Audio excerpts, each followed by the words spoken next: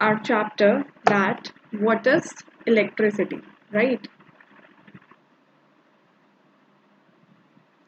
So basically in this chapter we will study that there are two terminals. One is positive and another one is negative, right? So एक आपने देखा होगा cell है, cell में एक तरफ लिखा होता है प्लस, एक तरफ लिखा होता है माइनस. तो फ्लो ऑफ चार्जेस, चार्जेस मैंने बताया था दो टाइप के होते हैं, एक होता है प्लस का, एक होता है माइनस का.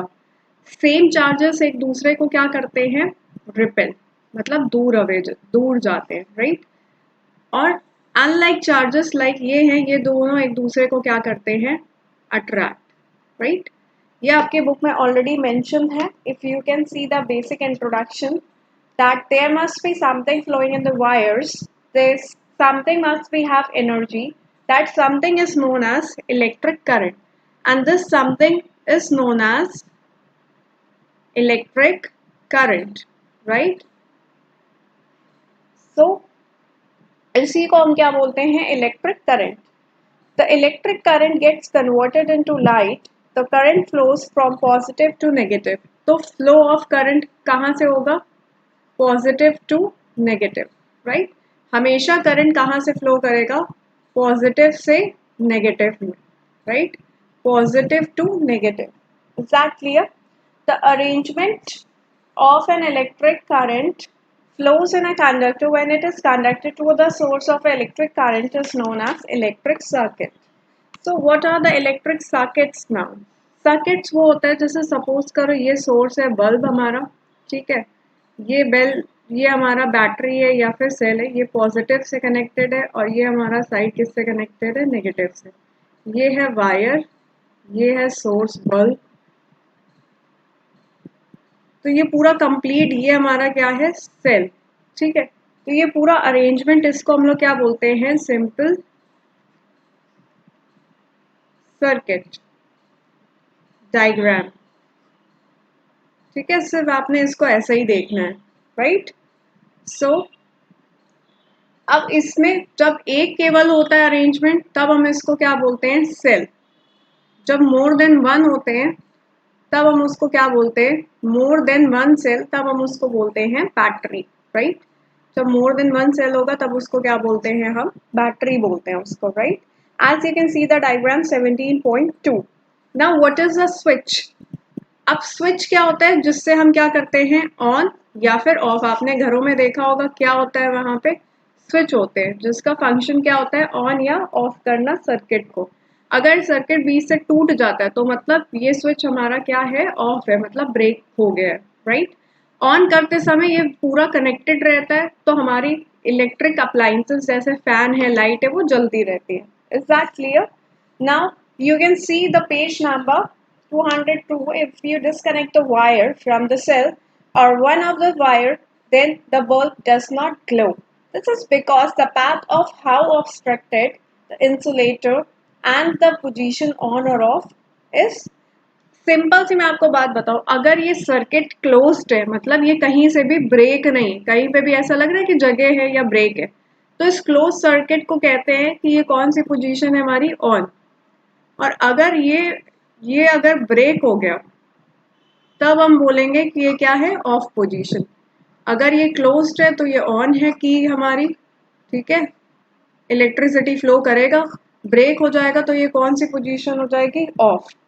की बोल सकते हैं या फिर क्या बोल सकते हैं, हम इसी को स्विच बोल सकते हैं, राइट? अब इसको आपने रीड करना है. अगर कोई प्रॉब्लम है you can ask me in the live session.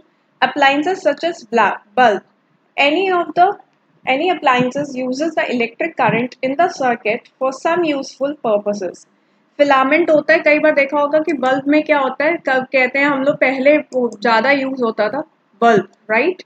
तो हम लोग क्या कह सकते हैं, बल्ब क्या होता था, बल्ब जैसे सपोज करो ये अरेंजमेंट है, राइट? अब लेट मी शो.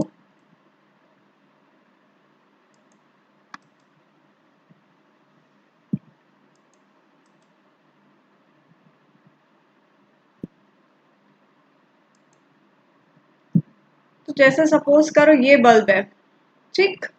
इस बल्ब के अंदर क्या होता था, ऐसा वायर. इसको हम लोग क्या बोलते थे, फिलामेंट, राइट। इस बल्ब का क्या होता है, फिलामेंट होता है, ठीक है। अगर ये फिलामेंट कई बार ऐसे टूट जाता है, ठीक है, तो ऐसे ब्रेक हो जाता है, तब हम इसको क्या बोलते हैं, दैट ये क्या हो गया, फ्यूज हो गया, right, it get fused. Breaking की वजह से बल्ब को बोलते हैं कि ये फ्यूज हो गया, ठीक है। सो अगर ये फिलामेंट सही है तो वर्क ग्लो करेगा, अदरवाइज नहीं करेगा। अब कंडक्टिंग वायर्स जो हमने देखा था, सेटअप किया था एक बल्ब को, ये हमारा सेल है, एक हमारा प्लस है, एक हमारा माइनस। तो ये जो होते हैं ये हमारे क्या होते हैं, कंडक्टिंग वायर्स, राइट। ये हमारा क्या होता है, सेल। अगर एक है, अगर दो है, तब हम उसको क्या बोलते हैं, बैटरी, राइट। ये हमारा क्या है, सोर्स या फिर बल्ब। बल्ब हो सकता है, एलईडी हो सकती है, कुछ भी हो सकता है। ये एक्सपेरिमेंट आप कर सकते हो। कनेक्टिंग वायर हो कंडक्टर का, प्लस से कनेक्ट करो, माइनस से कनेक्ट करो, एक छोटी सी एलईडी बल्ब से कनेक्ट करो, तो अपने आप वो बल्ब ग्लो करने लगेगा।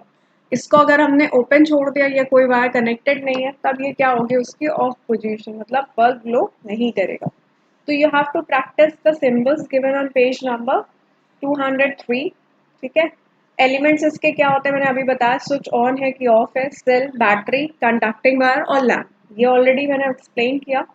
तो जो ये ही इसके क्या होते हैं, एलिमेंट्स होते हैं। सर्किट डायग्राम अभी अभी हमने बनाया, सिंपल सा। उसमें क्या मेंशन और करा जाता है कि, तो एक स्ट्रेट बनाओगे, हमेशा पॉजिटिव वाला बड़ा होता है, नेगेटिव वाला माइनस होता है। अगर बैटरी बना रहे हो तो एक ऑल्टरनेट रखते हैं, एक प्लस एक माइनस, एक प्लस एक माइनस, बड़ा वाला सिंबल पॉजिटिव, और हमेशा पॉजिटिव से ही क्या होती है, इलेक्ट्रिसिटी फ्लो होती है, राइट।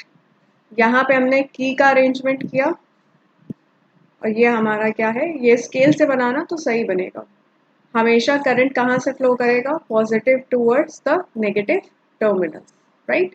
तो ये हमारा किसका अरेंजमेंट है, ये बैटरी का है। इसी को हम क्या बोलते हैं, circuit diagram, right. This is our circuit diagram. अब हम बात करते हैं what is potential difference, right. Now we will study what is potential difference. So potential difference होता है फ्लो ऑफ इलेक्ट्रॉन। कभी भी आपने देखा होगा, एक हायर से ही हमेशा लोअर में पानी की टैंक अगर है और ये ऐसे कनेक्टेड है, ठीक है, ये क्या है हायर पे, ये क्या है लोअर पे, हमेशा फ्लो ऑफ वाटर कहाँ होगा, फ्लो ऑफ वाटर हमेशा होगा हायर से लोअर में। कई बार पानी देखा होगा कैसे मूव करता है, हायर टू लोअर। तो हमेशा हायर कॉन्सेंट्रेशन